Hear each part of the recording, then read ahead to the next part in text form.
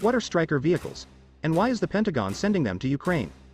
The Pentagon has announced that it will send 90 Stryker armored fighting vehicles to Ukraine, the first such transfer of the versatile 8-wheeled weapons from U.S. military stockpiles to a foreign country.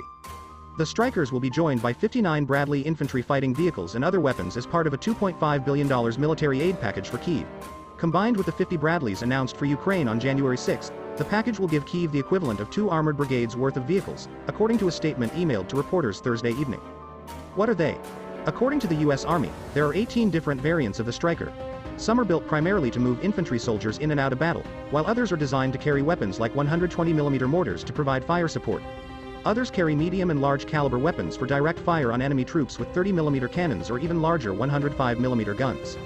Strykers were initially built with flat-bottomed hulls, which proved vulnerable to improvised bombs set to detonate underneath them by insurgents in Iraq.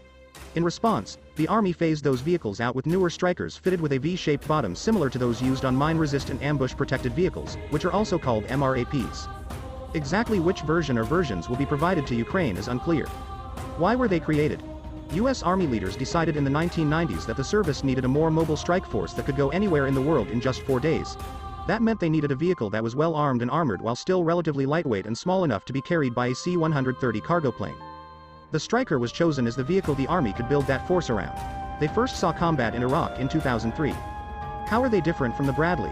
Strykers are less heavily armored than Bradleys, and at 20 to 23.5 tons they weigh far less than the Bradley, which can weigh as much as 40 tons, according to a 2016 report from the Congressional Research Service. While Bradleys run on treads, which offer excellent traction over uneven terrain, Strykers run on 8 wheels which can still function even if they have been hit with bullets or shrapnel.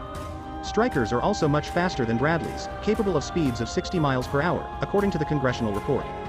The Stryker can also be configured in a number of different variants, including some for use by engineers or as ambulances.